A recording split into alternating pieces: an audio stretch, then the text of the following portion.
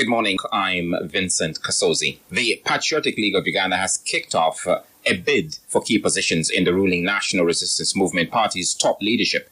The pressure group's head of mobilization, Mike Mwanda, has presented himself for the position of NRM Central Executive Committee member representing Western Uganda, which is currently occupied by the Minister for ICT and National Guidance, Dr. Chris Parimusi. Mwanda says the leader of the Patriotic League of Uganda, General Muhoozi Kainerugaba, cleared members of the pressure group to vie for leadership positions in the NRM. He announced his bid for the post at the PLU offices in Naguru. No, we can only say that the supporters of PLU will be offering themselves for various positions in the next forthcoming elections. Because PLU, as an organization, is not a political party. And our chairman said those who intend, who want to stand, can go through the structures of NRM because their values are aligned with ours. And he was very specific. He did not say, go, that you are free to go to any political party. He said NRM. That is why I am now coming into NRM. The Uganda Police Force has advised citizens who are uncomfortable with the deployments of the Joint Anti Terrorism Taskforce (JAT) in the Kawempe North parliamentary by-election to seek redress in court. This response comes amid escalating tensions surrounding the Kawempe North parliamentary by-election. The situation worsened last Wednesday when clashes broke out between supporters of the National Unity Platform candidate, Erias Nalukola, following his nomination. The candidate was attempting to march to Kawempe Playground to address his supporters, but JAT personnel intervened, leading to violent confrontations. Critics argued that the Joint Anti Terrorism Taskforce, which is primarily trained to combat terrorism, should not be tasked with managing elections or engaging with civilians.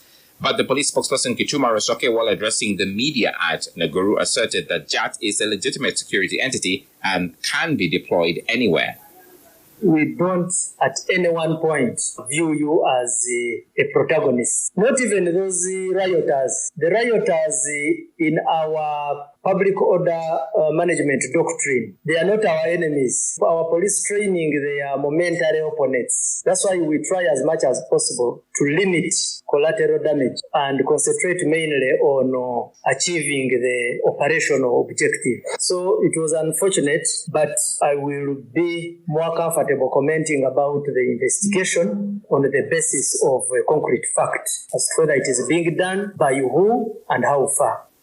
Education experts are raising concerns over the increasing number of Senior 5 learners opting for science combinations at the expense of arts subjects. The shift follows the release of the 2024 UCE exam results, which has seen science subjects attract more students than arts for the first time in years. This also comes after the government's decision to prioritize sciences by increasing salaries for science teachers and funding science projects at various universities.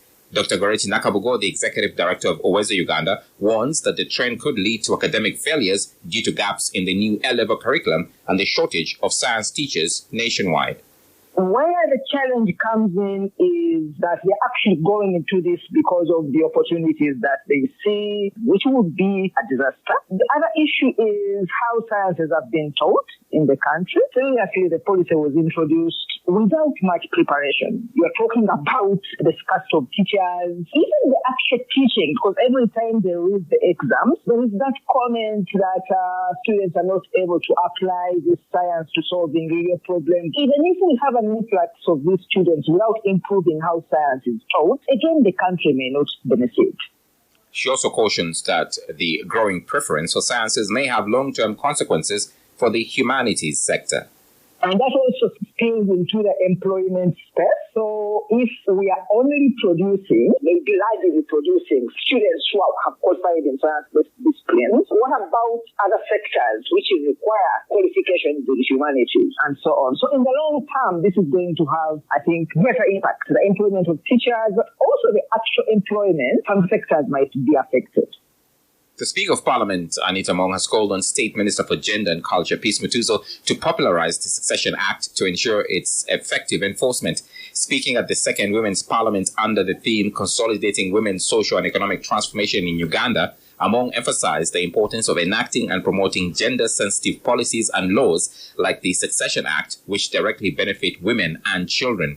Among also assured women leaders from local governments that their resolutions from the Second Women's Parliament would be forwarded to the relevant ministries and President Yoweri Museveni for consideration and action.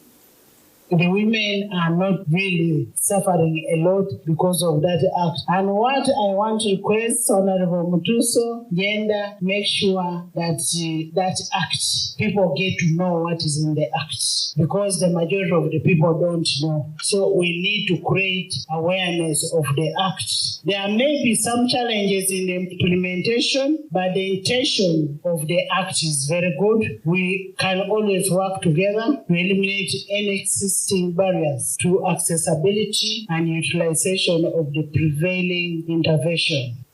Registered suppliers in the oil and gas value chain have suggested a rotational system for awarding contracts for service provision by Total Energy's E&P, arguing that such a system would foster fair competition and boost local participation.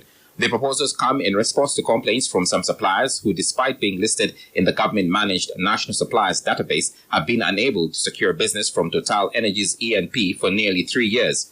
Danston Mukwaya, the general manager of Golden Castle Hotel in Hoima City, one of the suppliers, says that since September 2022, after registering in the database, they haven't had any opportunity to provide services to Total Energies. Mukwaya says that the current system of awarding contracts favors a few dominant service providers, leading to monopolies while limiting chances for other emerging suppliers in the oil and gas sector.